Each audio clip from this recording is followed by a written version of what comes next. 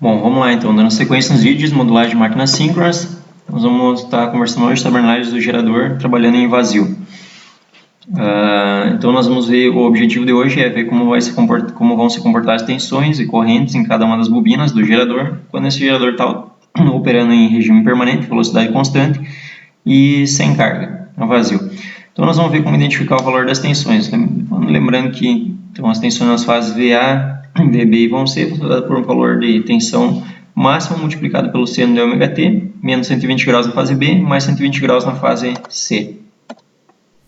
Bom, vamos lá então. Considerando que eu tenho aqui escrito as tensões na máquina, tenho o valor de VA, representando o valor da tensão na fase A, dado por um valor máximo multiplicado por seno do ângulo.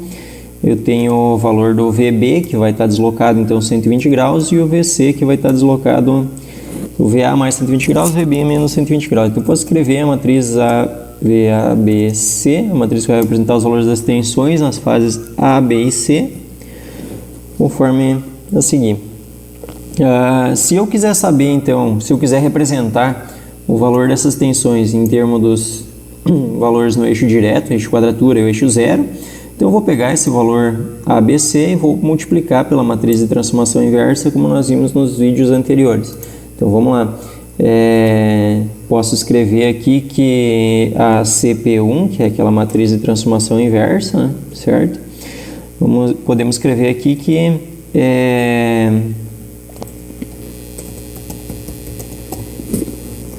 o valor da CP1, o valor da CP1 multiplicado pela matriz ABC vai me resultar então no valor da tensão nos eixos D, K e 0.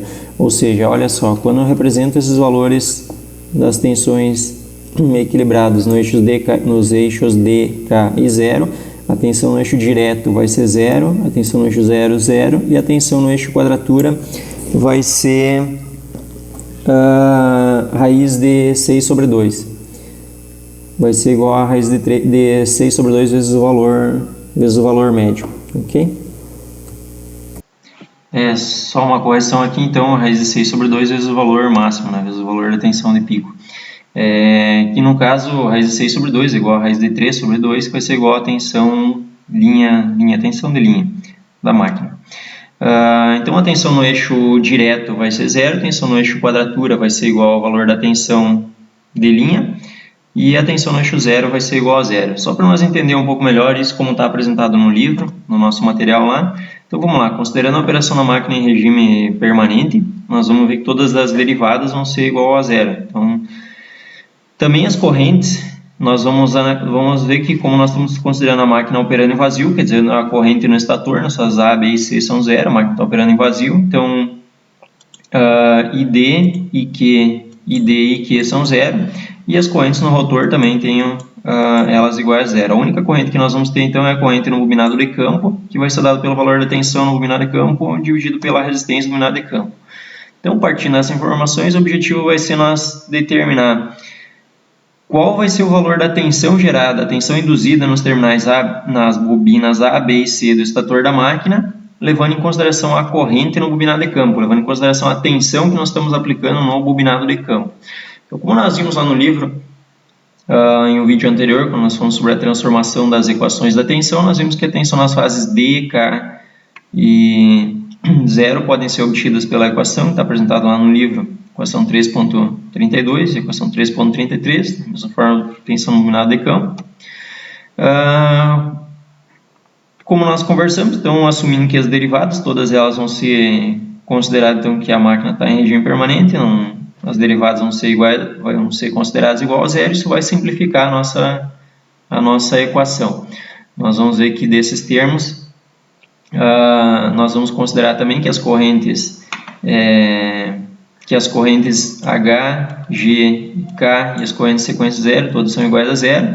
Então, quer dizer, dessas equações aqui, nós vamos buscar identificar apenas o valor nas tensões no eixo direto, eixo em quadratura e no bobinado de campo.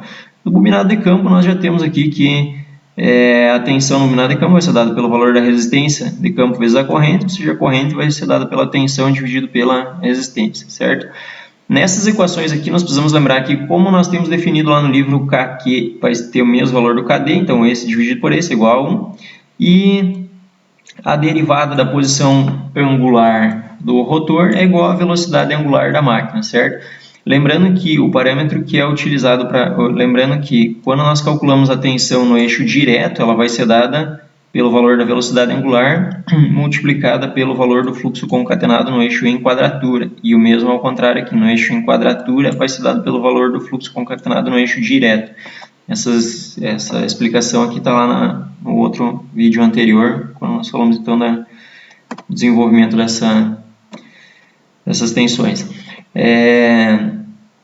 No capítulo 3.3.1 do livro, então nós vimos também como é construída a equação 3.22, onde nós vamos relacionar os fluxos concatenados no eixo direto, quadratura, eixo zero, com as correntes no eixo direto, em quadratura, eixo zero, em função das matrizes de indutância. Temos aqui então a indutância do estator, indutância LSS, que vai relacionar os parâmetros do estator, os parâmetros de fluxo no estator com as correntes no estator, e o valor dela transformada está apresentado lá na equação 3.23.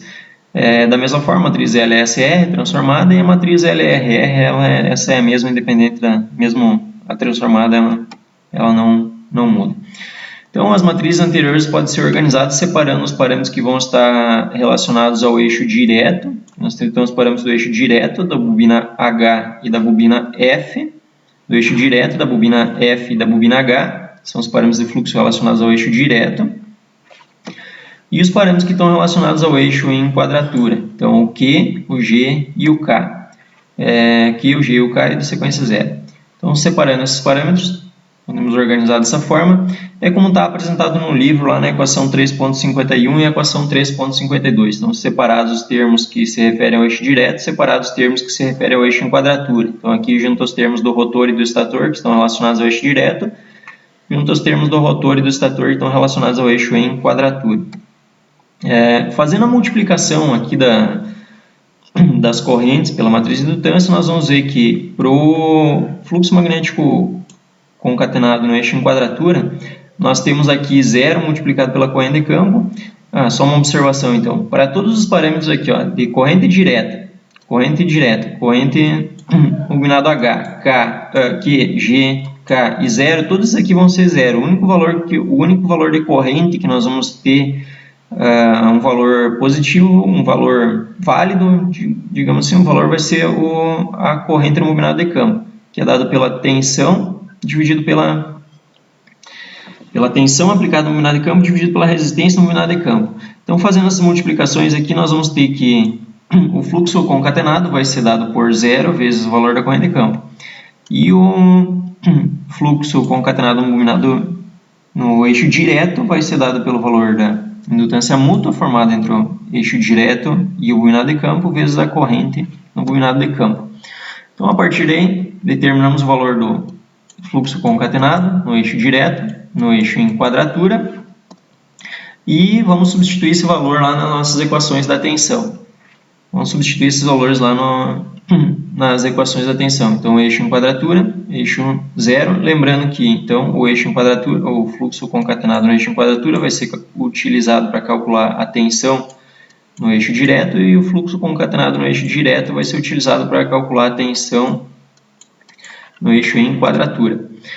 Então, lembrando, como o fluxo concatenado no eixo quadratura é zero, então esse termo multiplicado aqui vai ser igual a zero. A corrente no eixo direto, nós já conversamos então que é igual a zero, a máquina está operando a vazio, então a tensão no eixo direto vai ser zero. Para o eixo em quadratura, nós temos então que o fluxo magnético no eixo direto é dado pelo valor da indutância mútua entre o bobinado do eixo direto e o bobinado de campo, multiplicado pela corrente no bobinado de campo, e multiplicado aqui então pela velocidade, nós vamos ter esse termo aqui, menos a corrente no estator. Então, a corrente no estator nós vamos representar pelo IQ, bobinado em quadratura, vai ser igual a zero, como nós já definimos antes. Então, nós temos que a corrente bobinada em quadratura vai ser dado pelo valor da velocidade multiplicada por πd. Bom, substituindo aqui então